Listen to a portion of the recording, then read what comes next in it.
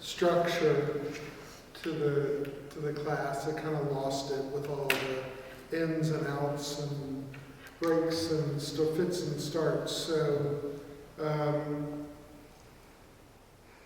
I originally on the schedule, this was an add-on, and I've extended it, so not just this week, but to next week. And then we'll have a conversation, and if you want to continue to go and learn a little bit more, we can do that. There were two topics that I really wanted to talk about in kind of mysticism in general that I wanted to make sure we got to. And one of them is the Sfirot. And the other is the mystical understandings of the soul. And so tonight I thought we would deal with Sfirot and leave the soul for next week. Because Sfirot is what, when people see an image of mysticism, that's what they see.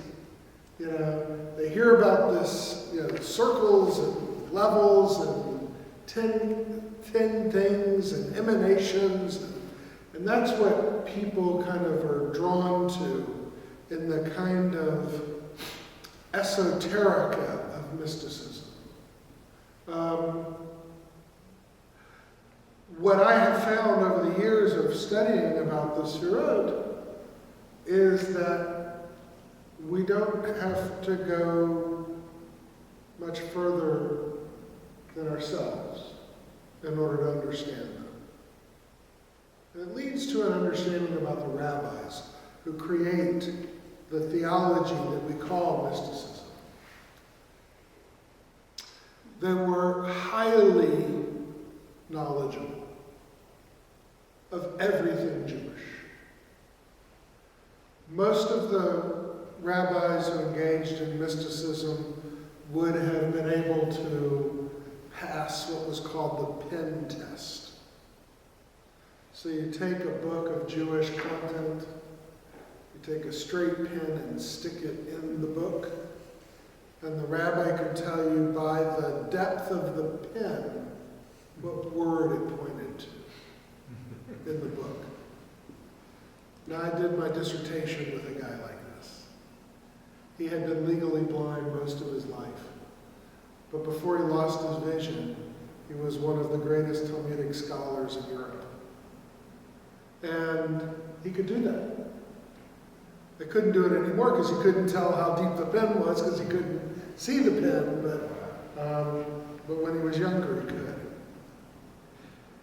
So these people are coming to Judaism from this immense depth of knowledge to start with. And what's remarkable is that it wasn't enough. So we think just one level deeper is enough for us. For them it was 100 levels deeper than we could ever hope to get, and that wasn't deep enough. And that's who they were. So they were constantly drilling down into the text, parsing out words, looking at the structure of letters, trying to comprehend the order of things, why things happened the way they did, what their names were. And most, and I believe really important, and I know it's going to cause a laugh, they were the most sexually engaged people in the universe. Not physically, spiritually. Because they understood the core of the debate over who God was and how God interacted much in the same way as a human being interacts with another human being. And that which emanates from the human is the depth at which they wanted to achieve. So They were looking at understanding how things came from God, and how God interacted in the world in which they lived. And that's what gave rise to the Sfirot. There's a lot of discussion in early Midrashic texts about the moment of creation. And some of the more important discussions were led by the rabbis who wanted to know, what was it like at the moment before creation took place? What was there? All right? So they're pretty confident that God was there. And then they begin to understand, if God was there, but the creation hasn't taken place yet, well, where were the tools for creation? So then, there were tools there. How did those tools come to be? What were they made of? If all there was God, but there were tools, where did the material come from? If there was material, where did it sit? If all there was God. And these are the questions they're constantly asking, trying to drill down to the essence of the text. Which is why the Zohar begins at a place far before the story of creation begins. Because the rabbis drill deeper and deeper and deeper till they get to what we would say in physics, the God particle. If you could get back to the God particle, the very essence of everything that started everything to be, that's what the rabbis were doing in the Golden Ages, and even before that, And so they were trying to understand the very beginnings of everything. And then they wanted to understand God in a physical way. Because if humanity is created with a certain physicality, then wouldn't God have some physicality? Maybe God's physicality is so immense that we don't really comprehend it. So, you ever see it doesn't sound like a Jewish idea, a physical representation of God. So we're going to have to. So if we're having a conversation about God, about humanity as being created in the image of God. So most of us around here would then say, well, what does that mean? It means, values, morality, behavior, something like that that's created in the image of God. All right, but behavior has a house, okay? It doesn't you don't just see justice floating around in the ether, all right? We understand justice only as it is applied through us to other people. And so it was a leap for the rabbis to understand a total disconnect from physicality.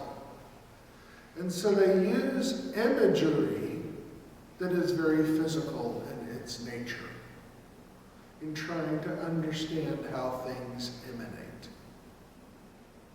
And that's why when you look at a lot of mystical texts, you often see the sphirot as mirrored off the human body. And we'll look at the sphirot in a minute, but that's because rabbinic tradition is trying to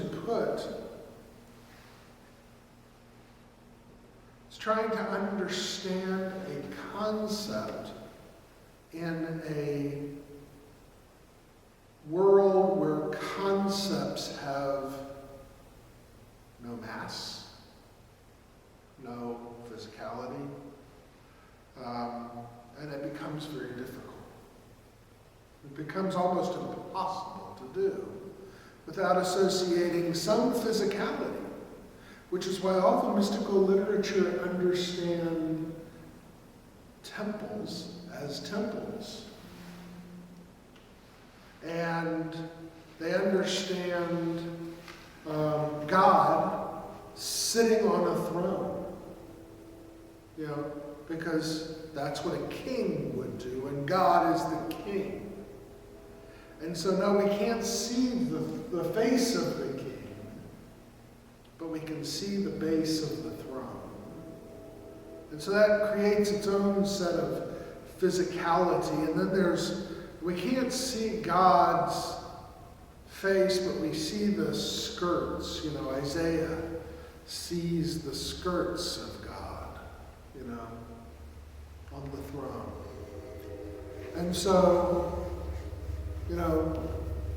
a lot of literature point to some physicality that the rabbis, instead of running from, in many ways have to embrace in order to understand. The other piece that I think is really important here is that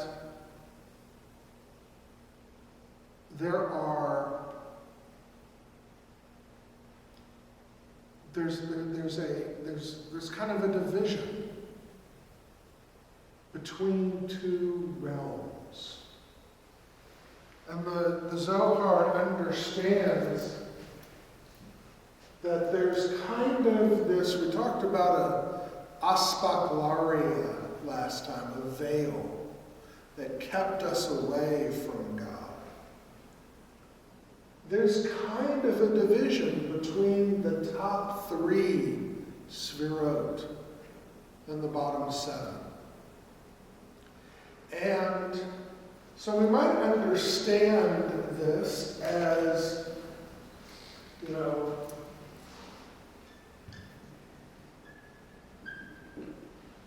so this is humanity.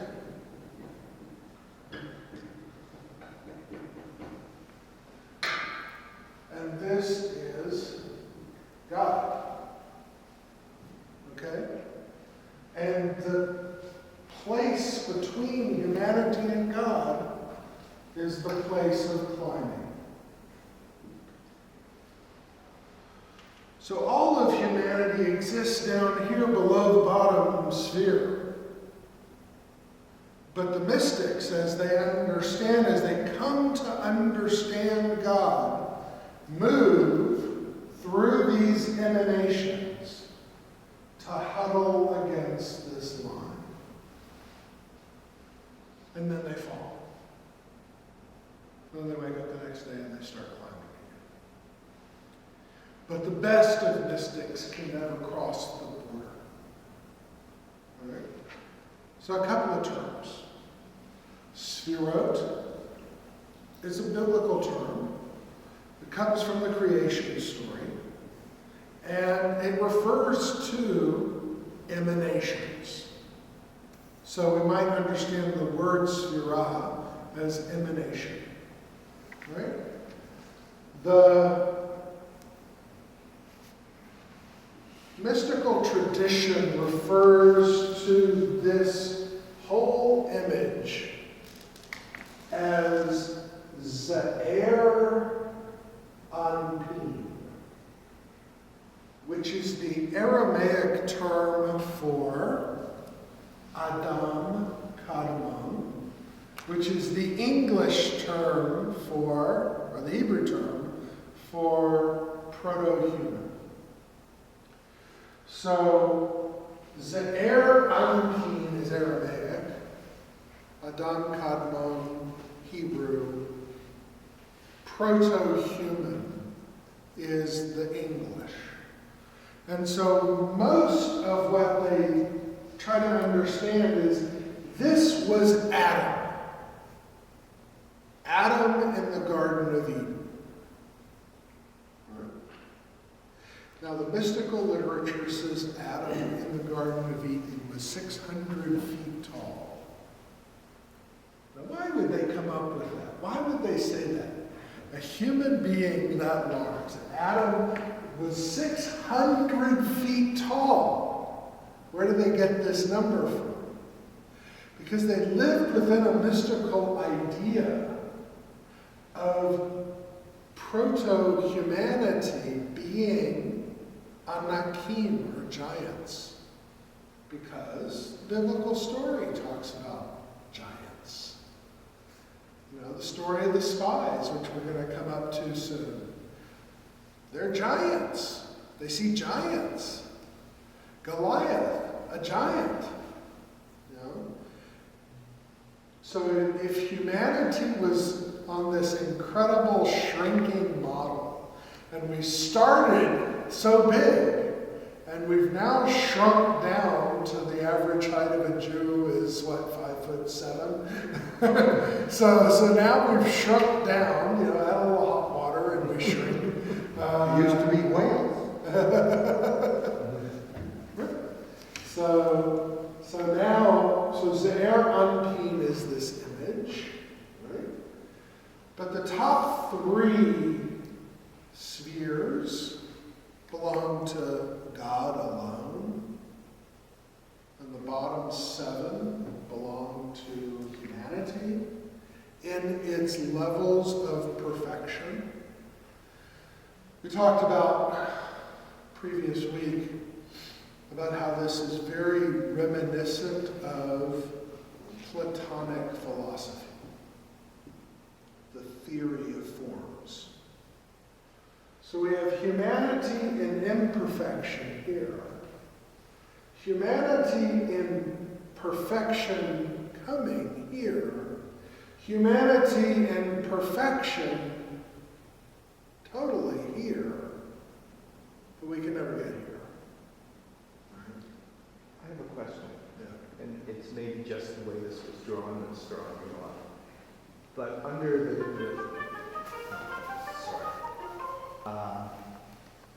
on the God part of the board there are 2 different levels. Does that mean that God is being perfected? You mean if these 2 spheres versus this one? Versus the one in the middle of his head? Right. Yeah.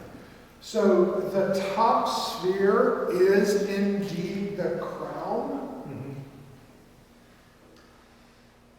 Some would say the top sphere is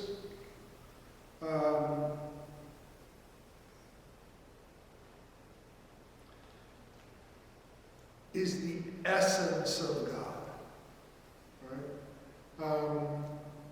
We also refer to the top sphere as Ein Sof, without end. The mystics do not see a distinctiveness between the 2 spheres below the Keter. Gotcha. They see the 3 almost operating as one.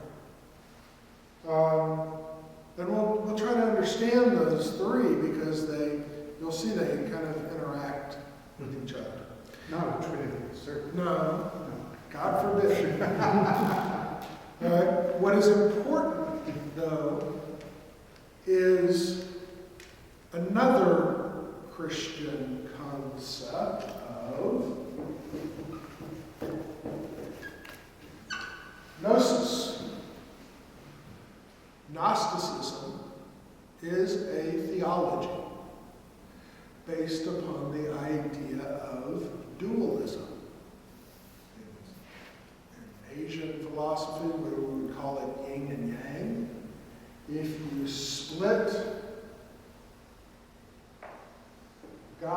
down the middle, these would balance. Okay? Even these are in balance with each other. And so there's many kind of levels of knowledge here, not only understanding each individual sphere, but why it is in balance with its partner. The one that stands alone is this one at the bottom, which is the link or the balance of humanity. So that's the entry point to the world of the spheres for us. Which is interesting, the mystics did it this way because that is the emanation of these sexual organs which give rise to humanity. And the only way back is for us to climb through that organ back into the world of spheres. So that's why the mystics had a lot of repressed sexuality. There's another reason. It says in the Talmud that a true erudite scholar only has to provide his spouse intercourse once a year, so they're not distracted from their studies. But a day laborer has to do it every week. So now we have a lot of people dropped out of seminary. So now, if balance is key to understanding the Sphirot, then we have to understand what we're balancing. What kind of values are we balancing? And so when we look at the first page of this packet, we see there are Keter, which is the top, exists by itself. It is Ein Sof, the one without end. It is the will, the divine will of God. It is the voice. It is the speaking of let there be X, let there be Y. That is Keter.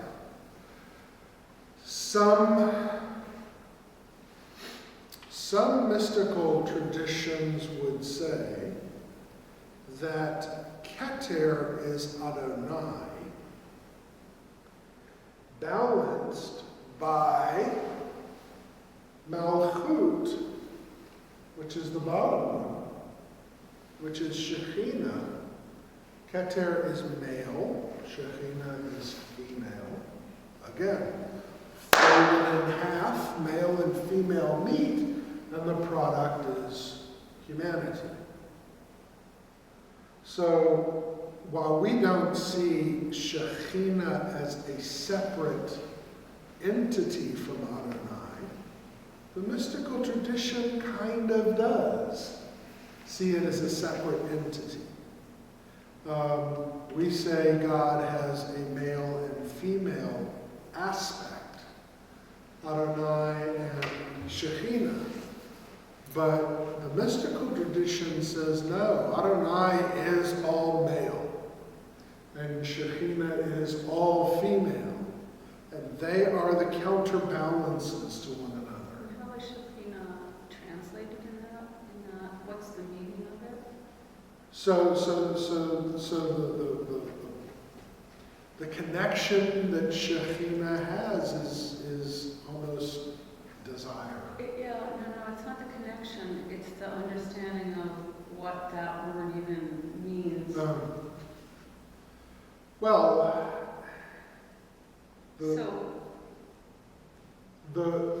I'm sorry. Forgive me, guys, but desire is an arousal. Right. As an arousal of the will for the purpose of For the creation. All right, purpose of thank you. creation.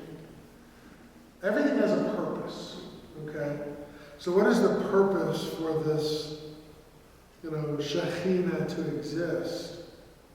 And the purpose is for Adonai to have a conduit through which humanity can come into being. And they understood that in terms of a sexual relationship. And so Adonai and Shekhinah were the partners in that sexual relationship. And Shekhinah was the place of emanation for humanity. So Shekhinah is both, that's why I was asking you about how can we understand what it means. So it's, in some ways it's arousal, in some ways it's the birth canal itself. Again, forgive me guys, I don't know much about this, but, You're doing good. so,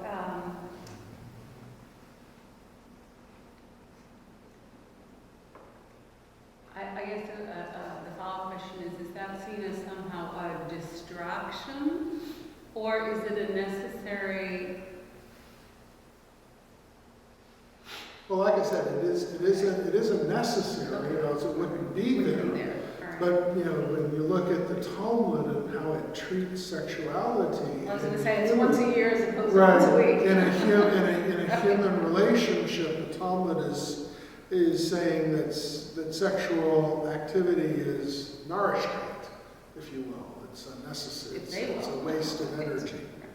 And so that's why the Talmud comes out and says, if you're a Talmud, if you're a wise guy, wise person, you're not obligated. Because it's all about, Talmud's all dealing with law. It's all about obligation. What's the obligation?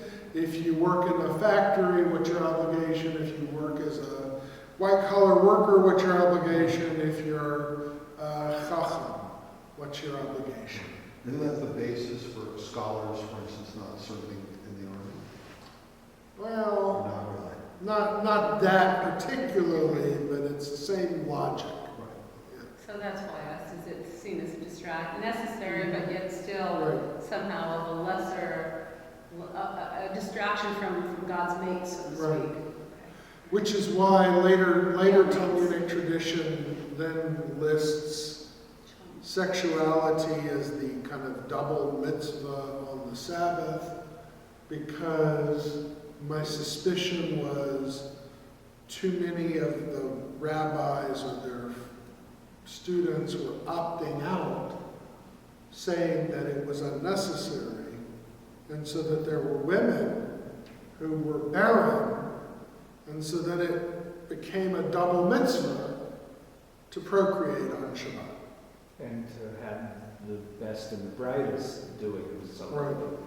So, but I have a question about all this. I think what's troubling me is this seems to be an intermediary process. And I see God with all this power to just do it. Not a magic wand or something, but just in some tradition it's someone exhaled and the world was created. A God with all that power could just kind of instantly do it. I mean, start the Big Bang. So you are trying to divorce Judaism from the world of religious dialogue. Because that philosophy... I never thought it was. Well, but that philosophy means, Yehior, Vayior, God's all-powerful, all-knowing, omniscient, omnipotent, all the buzzwords. But the rabbis were living in a world of ideas. Keep in mind, they're all living in a post-Alexander world. Alexander has dragged from Greece through the Fertile Crescent all of the ideas and ideals of Greek philosophy. He dragged them all the way to the East. He turned around and dragged the East back with him right through that same Fertile Crescent. All those ideas and ideals. And that's where the rabbis are. They're in the midst of this sludge Trying to sort out. of world religions. East and west, north and south. And they're trying to make some sense of it all. And so the ideas that they pull from it, I mean, dualism is a very powerful tool in all religious traditions. And Judaism, in and of itself, doesn't have a lot of it. I mean, we read Torah as a kind of in terms of its rejection of other cultures and concepts and philosophies and theologies. But when you move beyond Torah into the Talmud, it's no longer a rejection, an expulsion, an exile. It's now kind of the Talmud is the place where Acher, a rabbi who became a Greek philosopher, lives. And so the Talmud is not insulated from all of those ideas. And so they pull from Gnosticism, and they pull from Platonism, and they pull from Neoplatonism, and they pull from Zoroastrianism, and all the other isms that they've come into contact with. And they put boundaries up against the things that won't work, like Hinduism, which predated in the world of ideas, Judaism, so they don't engage in multiplicity of gods, and they're very strict about understanding there's only one God. But the things that they can borrow, they do borrow because they make sense, and they provide a language through dialogue that they can have a conversation about. And that's where mysticism sits, right on that peak between these two, these parts, where they're trying to create a system that is balanced and can, they can look at from every different angle and make sure that it is completely balanced. So it's not just a smoothie of ideas. No. Chopped up and blended together. There's definitely there's a very strong purpose to their, when the Talmud says in the name of Ben Bagbag, Afoch ba v'hafoch ba, turn it over and turn it over again, Dechilu va, because everything's in it. That's what they were doing with Judaism, and that's what they were trying to do by pulling all of these palpable ideas from the world of faith. So one could deconstruct this model to find its roots, more or less. Right. So, you would find roots of dualism in other cultures and traditions, and you would certainly find, the problem is, and we talked about this last time, my dissertation was trying to prove that Jewish mysticism predated Neoplatonic thought, and the actuality is they emerge in the same milieu. Right? So what is it in the world of ideas that has this idea, this theory of forms, emerging at the same time? And the only real clear key is the jetsam of Alexander's march from Alexandria to India and back. And the trail that left through the Fertile Crescent, Judaism being the only tradition that was dragged east and west that survived at that time, so that's the only key. And there's a whole lot of evidence that says, Alexander may have been partially Jewish. It's like one of the interesting things is that before Alexander's march to India, there were no Jewish children with the name Alexander. That was not a Jewish name. But after his march, tons of them. Throughout history, now if you look at a Jewish name dictionary, you'll see Alexander listed as a Jewish name. It comes from Alexander of Macedonia, who probably wasn't a great friend to the Jews. But the Jews, we were nothing to him, you know. It's like, we're just a gatekeeper. So he didn't destroy us, and he well could have. Just marched through. Just passing through, guys. But in the meantime, left all of this stuff. So the Zohar is this kind of world imbalance based upon a Gnostic model of dualism, built upon the idea that God, if you fold God in half and fold God again from top to bottom, everything matches up.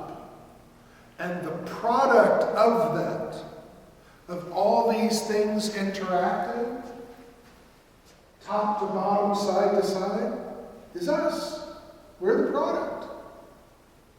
And the only way to know God is then to swim up the stream again and to find all of the parts and pieces of God's emanated being, knowing that we can never get to the top.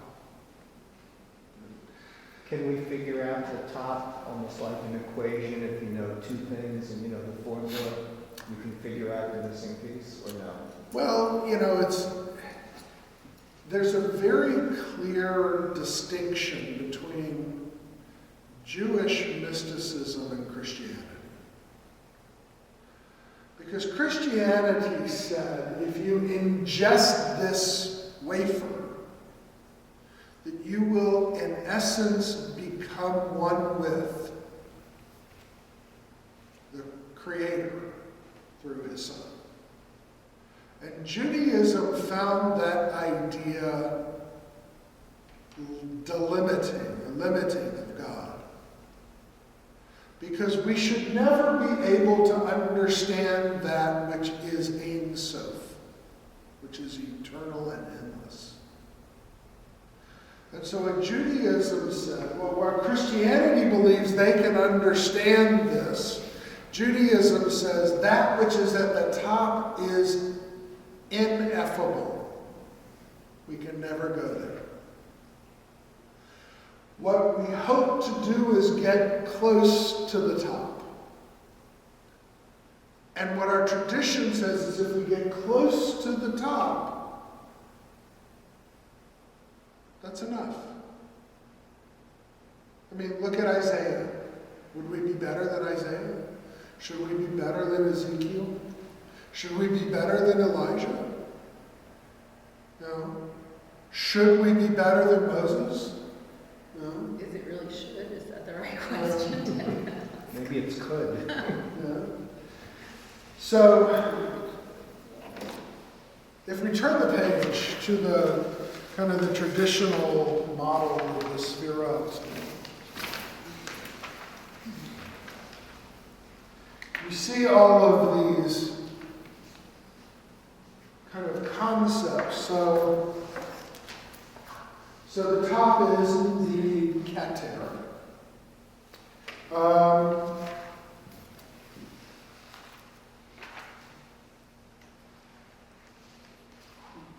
So if we, let me just do a little.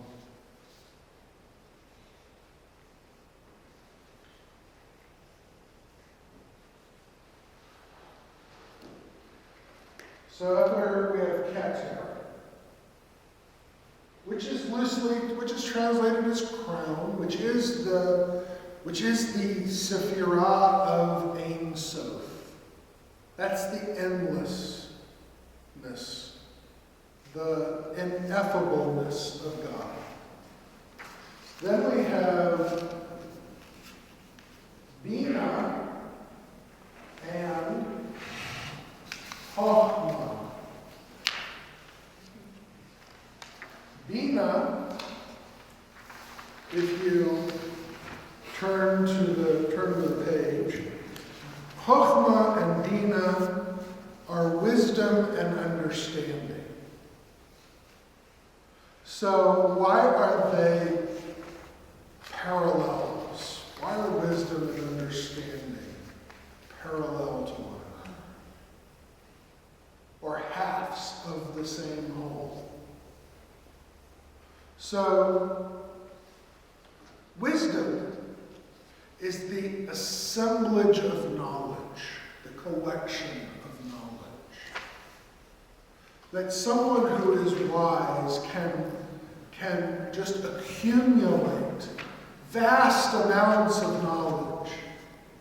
It is the tree of knowledge. But Chochmah is understanding.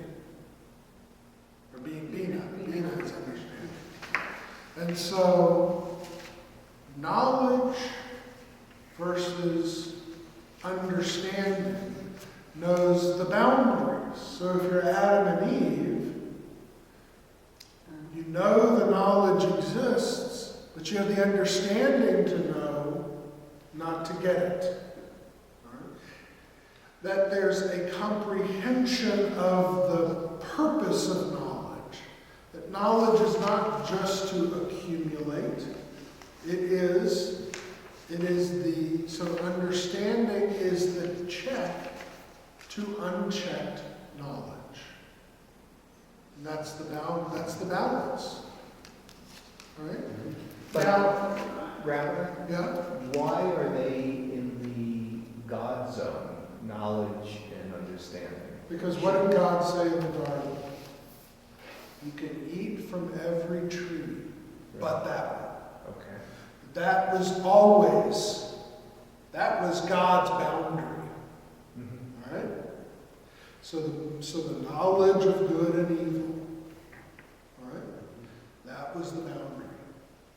Humanity could have everything else but that. So that's why they're above the line.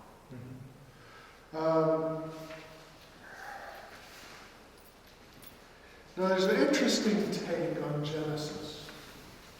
And it has to do with the mystical reading of the text.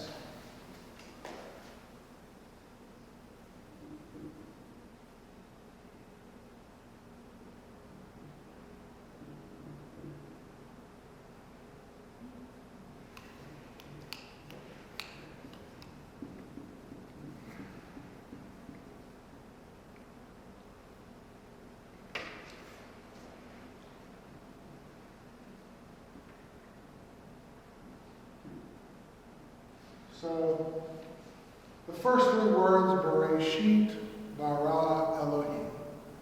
So we've talked a little bit about how we can read that. There's, in a beginning, God created. Some translations say, when God began to create. Still others would say, in the beginning, God created. Which is a mistranslation. Which is a mistranslation. I did some research after you went over that last time. Yeah. And then I suggested that Nachmanides offered a whole new idea, which said the words are really misaligned. Barosh Yitbara Elohim, which means at the outset, He, Adonai, created Elohim. All right? All different mystical unpacking. But there's another way, and it has to do with this word, Reshit. With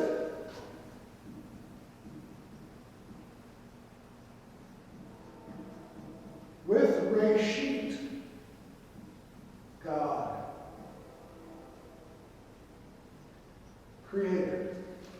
What is Reshit? Where does Reshit come from? Reshit in the mystical literature is this, Chachma. It's a different term for the same thing. And so the mystic would say, with Chachma, God created the world.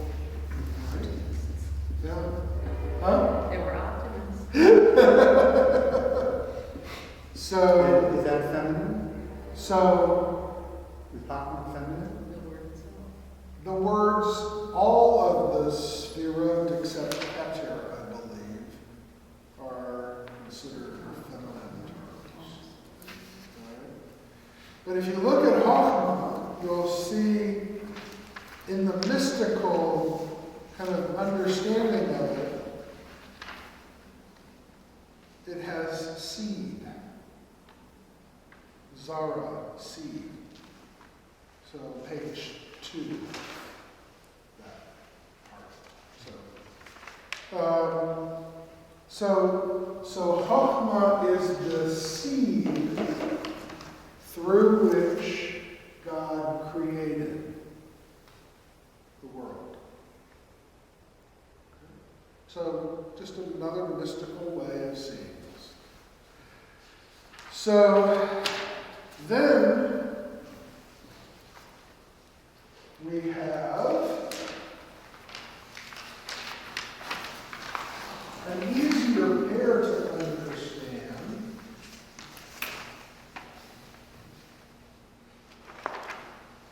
Deen, judgment. Hesed, mercy. And so we can understand how those would need to be in balance. But if you had too much of one, the world would fall. If you had too much of the other, the world would fall. That justice and mercy need to be in balance.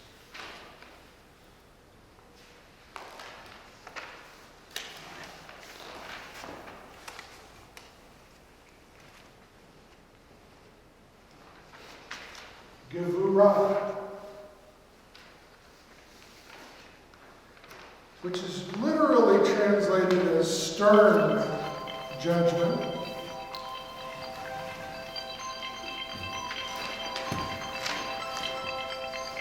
But and on your sheet, on the other sheet, Gevurah is translated as Racham.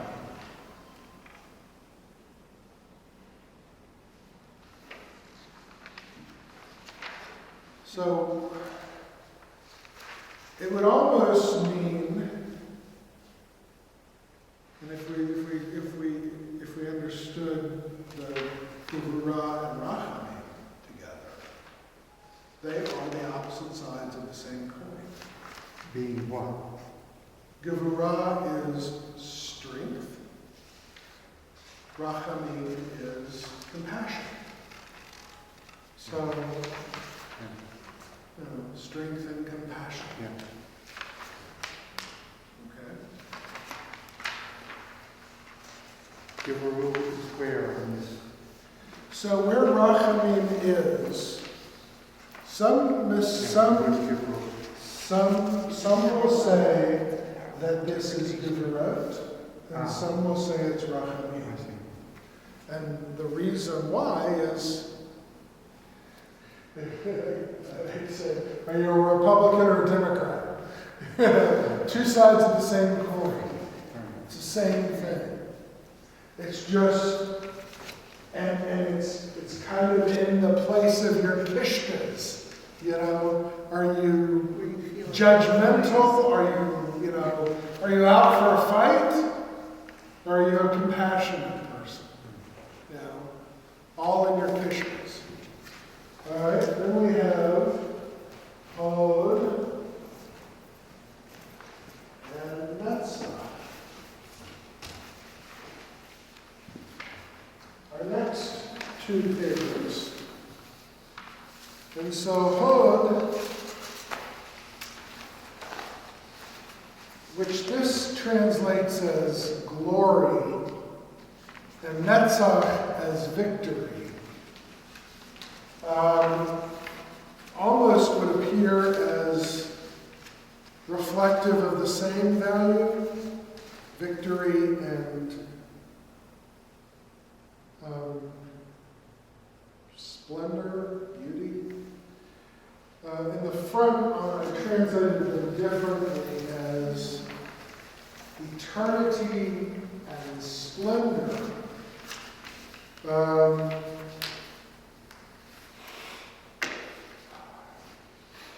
Less Quite a clear. difference. Huh? Quite a difference. Yeah. You take eternity and victory. Right. So,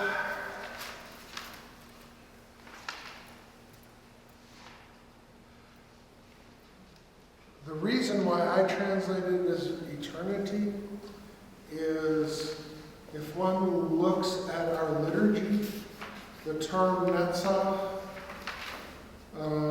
comes up, and it is reflective of eternity, not of victory.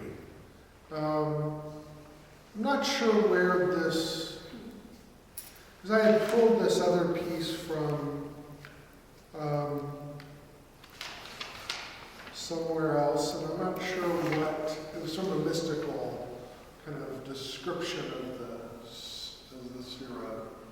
I'm not sure why they use victory. But one might see beauty as timely. So Od as beauty is temporal, and Netzach as eternity, timeless. And that's the balance. So temporalness versus eternity is the balance.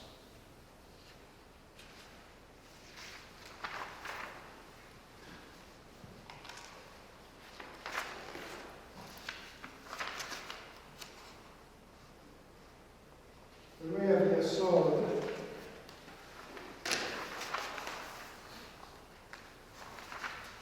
And Yesod is going to be, it's translated as foundation. It's going to be the core belief system. It's the cyanide element for us. It balances in many ways with Gevurah Rachamim. So if we're trying to create what are our balances, so Yesod and Gevurah, or Yesod and Rachamim, would be the balance. And then the final sphere is Malchut.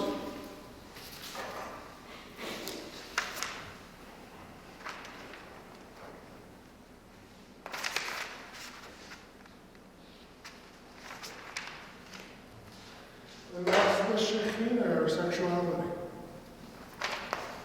Again, balancing with the maleness of the Keter. What I want, so again, if there was anything we could take away from this, it is the mystics trying to understand the world in which they live and how God communicates to us. How God can be a unique, complete entity and yet emanate to us what God wants from us. So for that to happen, this is God. You know, these 10 sefirot, and they are all kind of merging in perfect balance. And when that happens, what emanates is us. And for us to then unpack God from this, kind of this ball that God is, unpack God, and try to climb these sphirot to comprehend God's essence is what purpose the sphirot serve. And in a purely theological, philosophical sense, what the mystics were hoping to do is by, rolling out the mat that is God and moving through their studies to understand what is Yesod, and what is Netzach, and what is Hod, to try and climb this, all the way up to the top, through each of the values. So for us today, what we try to do, if we're going to engage in sphirot study, is comprehend what each of the values truly represents. And that's where this, kind of mystical idea comes. A deeper level of, understanding is these. Remember we read the image of Ezekiel last time, with the creature with the 4 faces. So a face in Hebrew is a partsuf. Okay, that's a partsuf. So each of these sphirot have a partsuf, the face. So what's the face look like? And that's why it says partsufim.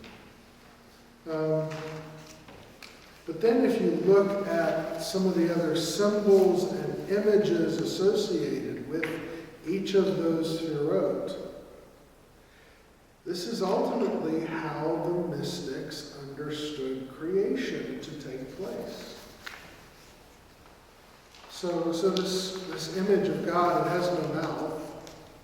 So how does God speak? So if God brings Hod and Netzach together, what emerges? Things emerge. If God brings Yesod and Rachamim together, what emerges? So they list things that could emerge if one of those things happened. That's how they understood creation to take place.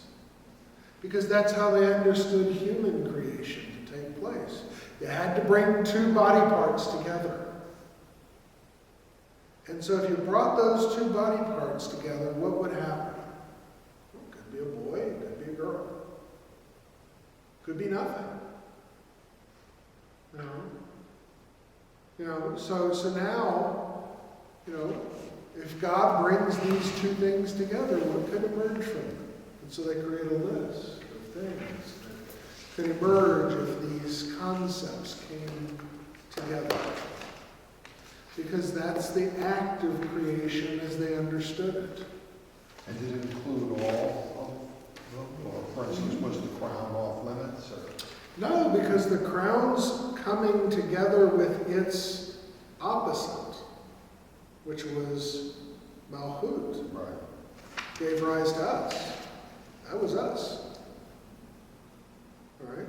But all these other things, if that could happen, well then, what about all these other concepts? And so some mystical traditions will then say, well, what happens if Chokhmah merges with Hod? If we brought those 2 together, what could happen? Or if Din came together with Yesod, what would happen? And so mystical texts emerged that kind of took this off in a tangent to try and understand the infinite permutations that could occur. Because everything emerges from the single source. That's the single source. God from head to toe. And so we have a lot of different things on the world. Let's try and comprehend how they emerge. So their ultimate goal is trying to understand creation. You know, they can certainly stick with the simple reading of the text. Vayomer Adonai yehi or, vayehi or. God said, let there be light, and there was light. Okay, move on. But for them it wasn't enough. For us it might be. For us even that might be too much. You know, but for them, you know, for the mystics who are diving deeper and deeper and drilling down as far as they can humanly go into the text, what they really want to comprehend is, where does it all begin? And then how do we get back there? Because they still did, even though we don't talk about a fall from the garden, all of their imagery points back to that garden. And that's, you know, that's where they want to get back to. And so if they can unpack all of the sirot and understand God in a pure sense, then maybe they can stand at that curtain that blocks them from the garden, and God will let them in. And that will be the Messianic time, when we can break through the aspaklaria that separates us from knowledge and understanding. Knowledge and understanding of God, Right. not knowledge and understanding Right. of the world in general. Right. But the world in general is understanding God. Right. These become mutually coextensive ideas. Well, I don't know about that. I mean, think- you understand chemical elements. So sitting, for the rabbi, sitting and understanding the life of an earthworm is understanding God. That's what, you know, everything you see in the created universe leads you back to the very same beginning. And that is, how did God create this? Right? There is nothing in the world that wasn't created by God, according to the rabbis. I mean, I sometimes think that Shema is pantheon, and everything is one, you know, and it's gotten mixed up and folded and the idea is to try to find what the oneness is, right? And you try to unfold or climb the ladder or whatever image, but I think there's a profound pantheism that really, I mean, maybe that's the wrong word, but you know what I mean, that if you really say God is one, and God is everything, and we're trying to, it's fascinating. I don't know if the meaning of one, I can see a different meaning of one coming out of the time of many gods. Maybe that's a more literal interpretation of one, not a mystical one. Right. So, you know, I want to come back to this idea of how we see time and how mystics see time. Because we see time pretty linearly. Birth to death. Birth is beginning, death a destination. We know that reading. Right?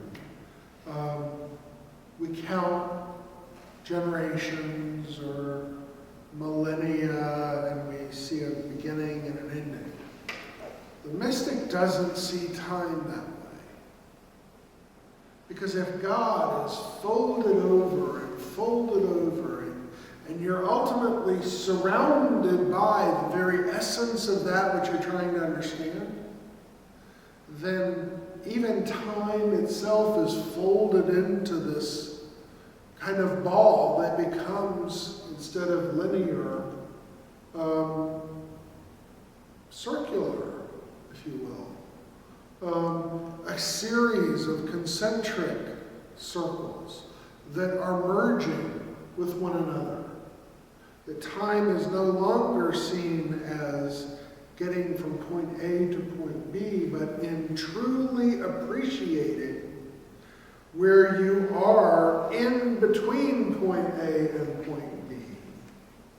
And the getting there is not the goal, it's just the appreciation of the moment. That's the mystical mind. As in living in the moment, keeping it real. Well, to make it trite. Yes, okay. Or conversely, perhaps that's the only thing you can know. You know, if the goal is for a knowledge that's unattainable, then the only thing you can know is what you know in that minute. And if you truly know that, then you feel like you know everything. Or it's irrelevant. Or everything else is subsumed in it, right? It's just so real that. Are there this, if you fold it this way, what makes light? So What there makes was the water, you know? right. So there was a book, a text called Sefer Yetzirah, the Book of Creation. And in the Book of Creation, we talked last time about the two wheels with the Aleph Bet.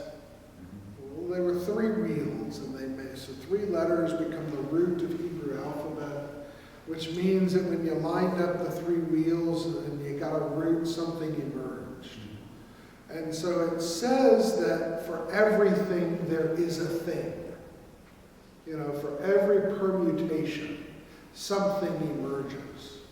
So instead of understanding creation as a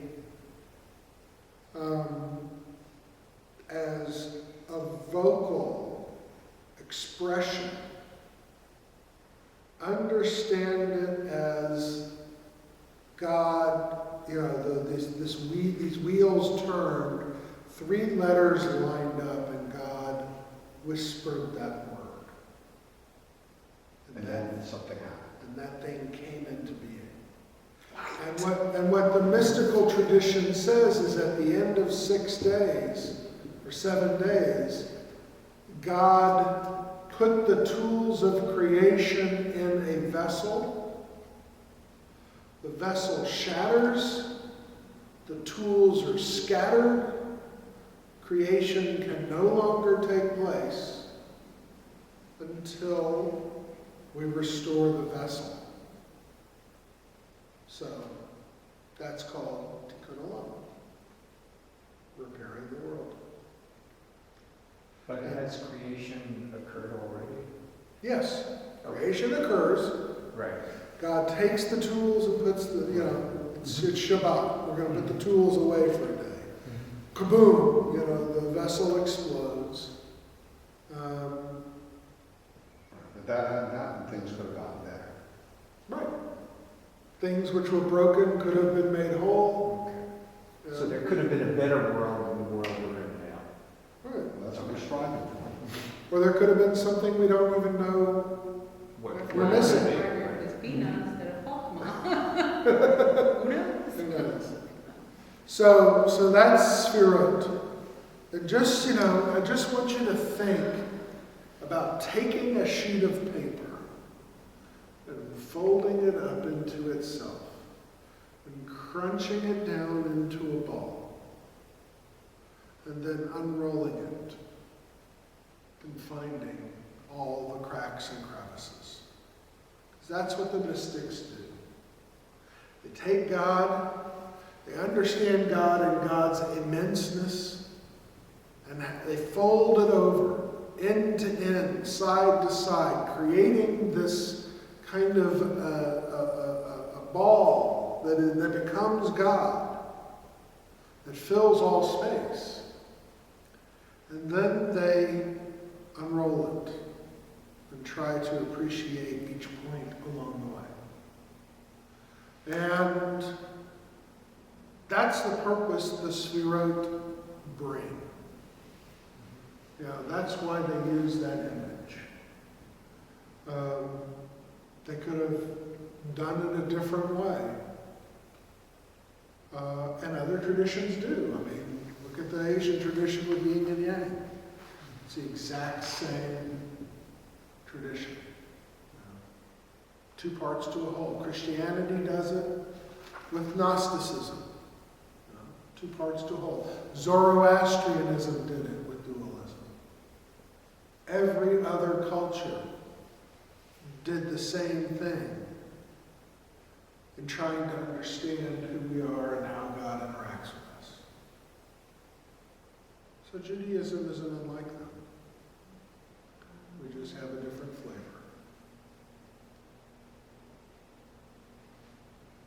But yet, we are not saying, as the Buddhists might, that we are all Buddhists. We are all the enlightened one inside if we can peel away all the stuff that's interfering. We're not saying that we are God. God is God and is very separate from us.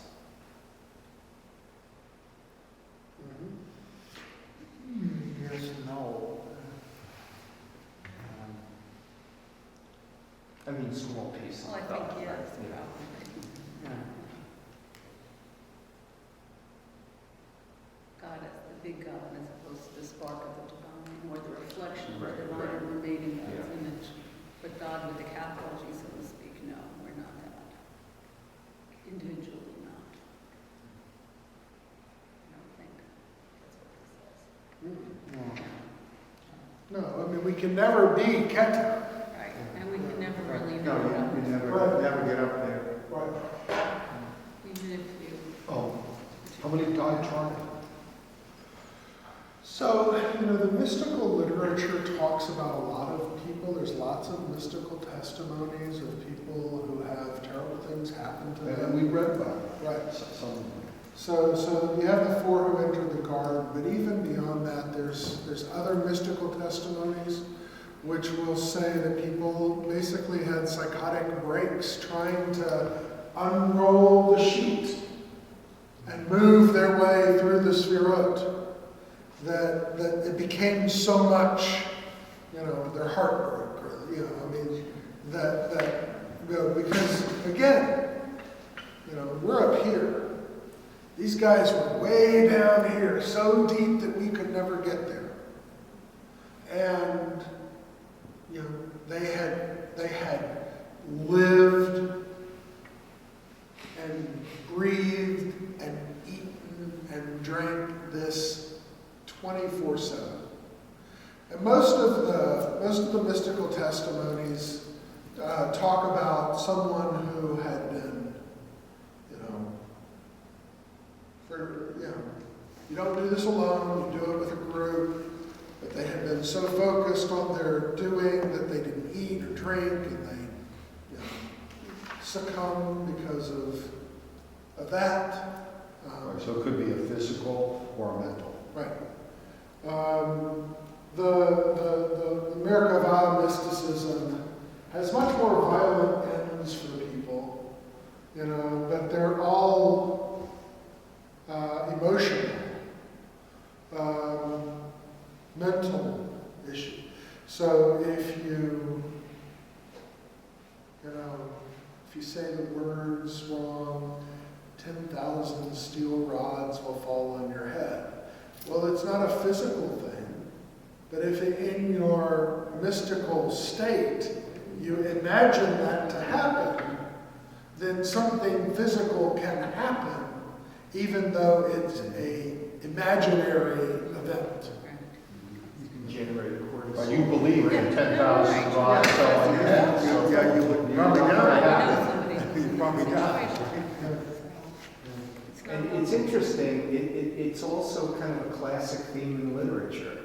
The pursuit of knowledge that one cannot get, and either bad things happen or the person doesn't make it and bad things happen trying. Faust and others. Well, thank you very much. Thank you. So next week, bring your souls. We're going to explore Zohar teaching on the soul. So this text which I gave you on the back page, there's a whole thing about the soul. That'll be the basis for our conversation. And we're going to look at the Zohar text itself. Translation of part of it is here, but